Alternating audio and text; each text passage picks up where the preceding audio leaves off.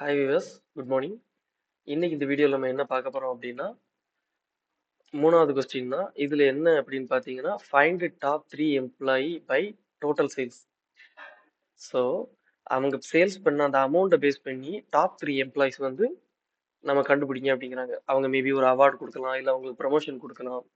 So they have some reason for that. Okay, so அந்த ரீசன்காண்டி அவங்க வந்து என்ன சொல்றாங்க அப்படின்னா, ஒவ்வொரு எம்ப்ளாயோட சேல்ஸை வச்சு அவங்க வந்து எதோ டிசைட் பண்ணியிருக்காங்க. ஸோ அவங்க கேட்கறது simple question, total sales amount வச்சு ஒவ்வொரு எம்ப்ளாயி எவ்வளோ சேல்ஸ் பண்ணியிருக்காங்க அப்படிங்கிறது. ஸோ இதுக்கு நமக்கு என்னென்னலாம் தேவை அப்படின்னு பார்த்தீங்கன்னா, எம்ப்ளாயி டேபிளும் தேவை, அப்புறம் டோட்டல் சேல்ஸும் தேவை. ஸோ எப்போதும் போல செலக்ட் ஸ்டார் ஃப்ரம் இந்த எம்ப்ளாயி டேபிளை காப்பி பண்ணிக்கோங்க. ஏன்னா நமக்கு வந்து டாப் த்ரீ எம்ப்ளாயிஸ் தான் சேல்ஸ் வைஸ். ஸோ இதுக்கு ஒரு அலியாஸ் நேம் கொடுத்துக்கோங்க. இதுக்கு நம்ம ஜாயினே யூஸ் பண்ணிக்கலாம். சரிங்களா? அப்புறம் ஃபேக்ட் டேபிள், இதை எஃப்எஸ்ன்னு வச்சுக்கோங்க. ஆன் இங்கே என்ன பண்ணணும், TE dot employee names employee ID equal to FS dot employee ID. So இந்த மாதிரி கொடுத்துட்டீங்கன்னா உங்களுக்கு ஓவராலாக கிடச்சிரும். ஸோ அப்போல யூஸ் பண்ண அதே கான்செப்ட் தான். So employee name comma sum of total sales அமௌண்ட்னு ஒன்று இருக்கும். Sales amount. ஸோ எப்போதும் போல நம்ம கொஞ்சம் ஆர்டர் பண்ணிக்கலாம். So group by employee name. So இப்போ இதில் உங்களுக்கு என்ன கிடச்சிச்சு, அந்த ஓவரால் இருக்க எம்ப்ளாயிஸ் என்ன. இப்போ இதை லெஃப்ட் ஜாயின் போட்டோம் அப்படின்னா, நீங்கள் லெஃப்ட் ஜாயின் கூட யூஸ் பண்ணக்கூடாதுன்னு கிடையாது. இதில் எல்லா எம்ப்ளாயிஸும் வருவாங்க.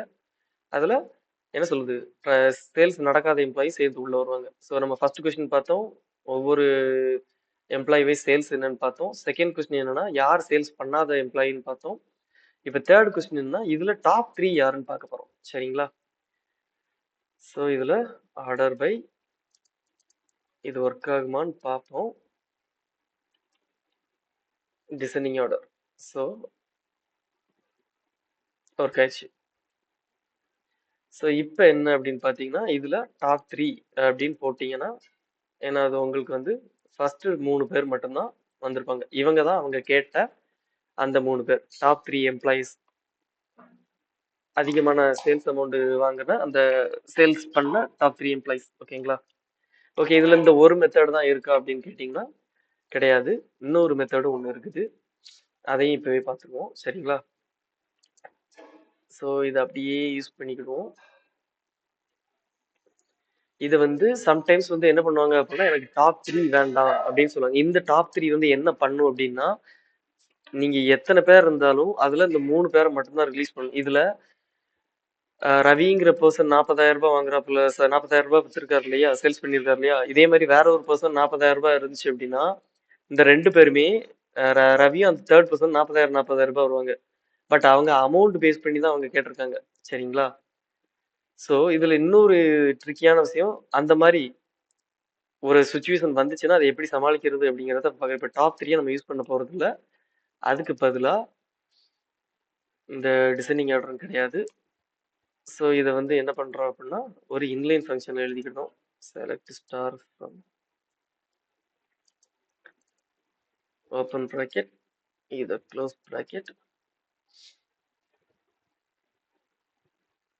இப்போ இதுக்கு ஒரு டென்ஸ் ரேங்க் வந்து கிரியேட் பண்றோம். ஓவர் கிளாஸ் ஆர்டர் பை, இந்த இதுக்கு ஒரு நேம் கொடுத்துருவோம், as total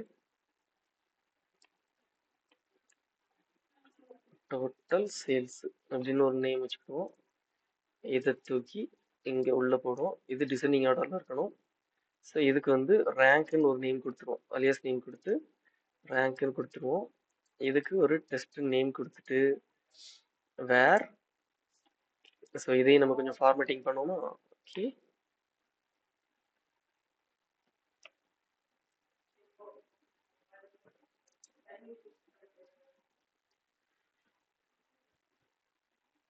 so where rent equal to 3. So இப்போ இதுக்கு என்ன மீனிங் அப்படின்னா, இந்த உள்ள ரிசல்ட் செட்டை பேஸ் பண்ணி ஆல்ரெடி உங்களுக்கு தெரியும் இந்த ரிசல்ட் செட் என்ன ரிசல்ட் கொடுக்கணும். ஸோ எம்ப்ளாய் வைஸ் சேல்ஸ் உங்களுக்கு கொடுக்குது. சரிங்களா? அவங்க இப்போ உங்ககிட்ட இருக்க எவ்வளோ எம்ப்ளாயி இருக்காங்களோ அவங்களோட சேல்ஸ் எல்லாம் நம்ம கொடுக்குது. நெக்ஸ்ட் என்ன பண்றோம்னா அந்த இந்த ரிசல்ட் செட்டை பேஸ் பண்ணி அதாவது டோட்டல் சேல்ஸை எடுத்துக்கிட்டு நம்ம என்ன பண்றோம், ஒரு ரேங்க் கிரியேட் பண்றோம். ஸோ இதை ரன் பண்ணோம் அப்படின்னா அந்த ரேங்க் பேஸ் பண்ணி ஆன்சர் வரும். இந்த கண்டிஷன்ஸ் நம்ம எழுத வேண்டாம், ஜஸ்ட் இதை மட்டும் எழுதுவோம். ஸோ இப்போ என்ன ஆகுதுன்னா டிசெண்டிங் ஆர்டரில் ஒவ்வொரு ரேங்க்கும் வருது. சரிங்களா, இந்த டோட்டல் சேல்ஸை பேஸ் பண்ணி. ஸோ இங்கே நம்ம அப்படி தானே கொடுத்துருக்கோம், டென்ஸ் ரேங்க் நம்ம எழுதியிருக்கோம்.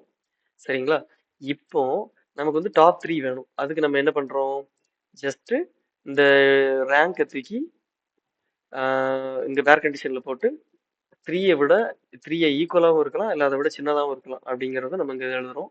சார் இதை செலக்ட் பண்ணி ரன் பண்ணோம். ஓகே, என்னாச்சு,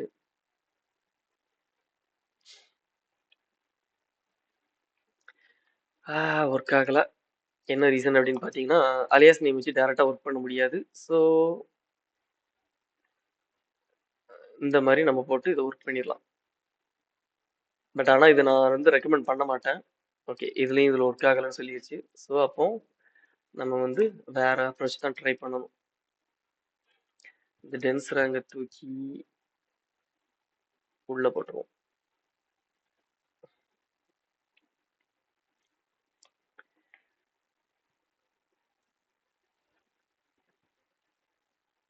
இப்போ ஒர்க் ஆகும். ஓகே, ஒர்க் ஆகலை.